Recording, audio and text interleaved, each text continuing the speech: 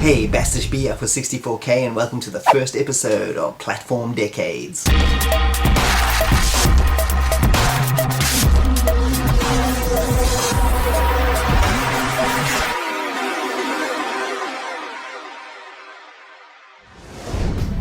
And welcome back. So Platform Decades is actually a spin-off of another series I do called Shoot 'em Up Decades. So this series, I'm basically going to look at one game from each decade, one game in the same genre, so platforming. We're going to look at maybe a game from the 80s, 90s, 2000s, 2010s, it doesn't matter. We're going to choose 3 games and we're going to look at the progression of the genre. Also, Platform Decades, each episode is going to be system specific, so if you like the system, you're probably going to like the episode. This first episode is going to feature the Commodore 64. And let's head on over to our first game for today, a little forgotten classic from 1989.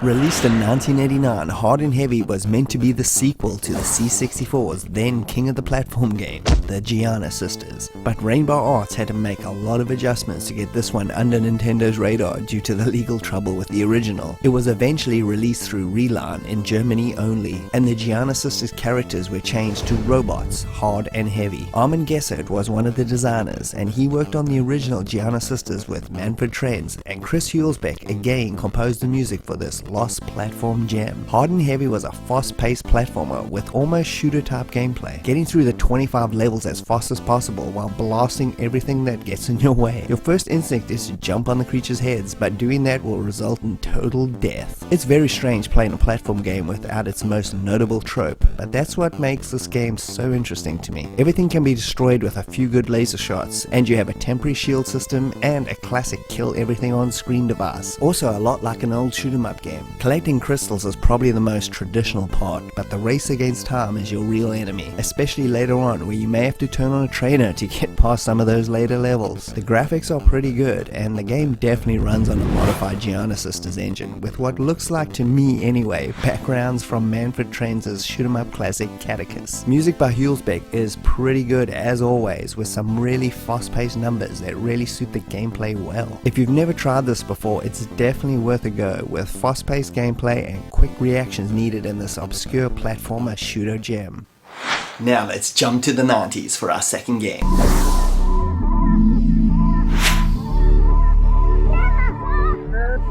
1993 was a bit of a sad year for the C64, as we saw our beloved bread box fade from the big budget game releases of yesteryear. The last of them were trickling out at this point, but I don't think anyone could have predicted the high point it'll go out on. Mayhem and Monsterland was released in 1993 by Apex Computer Productions by the talented Rollins brothers. With John Rollins on programming duties and Steve on graphics and music, the game was a platforming tour de force that made anything Nintendo put out on the NES look very tame indeed. The game was impossibly colorful and so full of charm that you just had to take a look. Apex were pretty much legends on the C64 scene at this point, with 5 titles starting in 1989 with Cyberdyne Warrior, Retrograde, Creatures, Creatures 2, and finally Mayhem. They struck gold with every game, and with Monsterland was unfortunately their last C64 release. The game's story revolves around you as Mayhem, who is trying to return Monsterland back to its bright and colorful state after an apprentice magician's spell suck the life and beauty out of the entire land. As the player, you have to collect magic dust by killing all the enemies in a level, and then quickly collect all the stars while under a time limit. The gameplay is pretty simple, involving figuring out how to get to the next star, with well-timed jumps for platforming and dispatching of enemies. It was the closest a platforming game besides Giana Sisters had come on the C64 to emulating so closely the look and feel of a console game. The game takes place over 5 levels that are played twice each, once in the sad and dreary tone, and the second in its happy, bright, ultra-colorful style. The graphics themselves are ridiculously colorful and vibrant, with some great scrolling effects and excellent animation as you would expect from the Rollins at that point. Level design is very clever and challenging, and the difficulty ramps its way up over the course of the game without being too annoying. The music is pure Steve Rollins joyfulness. If you like the sugar-coated ditties from Creatures 1 and 2, then you're absolutely gonna love it and you're gonna be in Sonic heaven. They're really fun to listen to, and it's hard not to tap your toes to it. Be sure also also to check out Cytronic's 25th anniversary re-release of the game in its physical form if you want to own this gem for yourself. Overall though, an excellent platformer. Commodore Format gave this game a 100% rating back in the day, and honestly no game deserves that, but it is one of the best platform games in the genre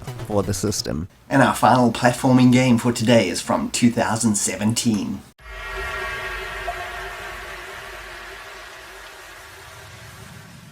2017 was an excellent year for C64 releases, but I don't think anyone could have predicted that Sam's Journey would be such a powerhouse of a platform release, rivaling the almost untouchable Mayhem and Monsterland for the C64 platforming crown. Sam's Journey was released through Protovision and created by the guys at Knights of Bytes, whose past projects, Ice Guys and Metal Dust, were both released through Protovision on the C64 as well. Knights of Bytes were formed in the 90s by Chester Colston, where they released a bunch of late 90s to mid 2000s C64 releases. Their last Commodore game was Metal Dust in 2005 before they moved on to modern systems under a different name. In 2015, however, Chester revived the old label and production of Sam's Journey began. Just seeing that colourful, vibrant title screen, you know you're in for a top quality production. The game is made up of 27 levels with multiple overhead maps as well, giving you that almost Super Mario World vibe. This game, like Monsterland, just grabs you right from the start with its beautiful, colourful sprite-based graphics and smooth scrolling effects, and the music is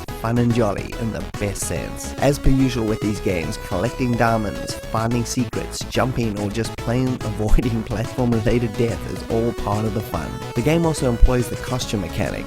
It's not new and has been done many times before, like Sega's Kid Chameleon, but it does it very well, and each of the 6 costumes bestows a new skill for Sam. Some of them, like the pirate costume, gives you a sword for dispatching enemies, or the ninja costume gives you the ability to jump up to impossible to reach areas, or the Dracula costume turning you into a bat. It's all extremely fun and adds so much replayability to each area. You're gonna die a lot, but I like the fact that the game starts you almost where you died, so it's never this long, tedious sequence of redoing half a level again. It's a great modern touch in a retro game. It's also C64 mini compatible, and the jump is already mapped to the fire button for the system, making it very easy for younger players to get into it who aren't used to pushing up to jump. Overall though, Sam's Journey is a massive, beautiful game and injects so much life into the C64 it almost feels like I'm playing it on a new system. So why did I include hard and heavy? I think a lot of people haven't played this game. Also the fact that it mixes like kind of shoot 'em up kind of gameplay into platforming, which I think is very unique. So Mayhem and Monsterland is here because they managed to capture that 8-bit kind of platforming style so well, the classic console gaming put onto a Commodore 64. And bear in mind that the Commodore 64 had been around for over a decade at this point, and this is what they came up with. It's absolutely brilliant and made you look at the system completely differently. And finally, Sam's Journey is here because who would have thought such a high quality platform game would still be coming out in like 2017? It's absolutely amazing. The level of detail, everything about this game, I know it has all the tropes that you would expect from a platform game, and there's nothing wrong with that, especially when you do it at such high quality as this. This is definitely a platformer you have to try, whether it's on your real C64 or whether it's on your C64 Mini or even through Vice Emulator. It's irrelevant, you should definitely try it out. And thanks for joining me, Bastish B at 64K. I hope you had a good time. If you could like and subscribe, that would be greatly appreciated. And I'll see you next time. Cheers.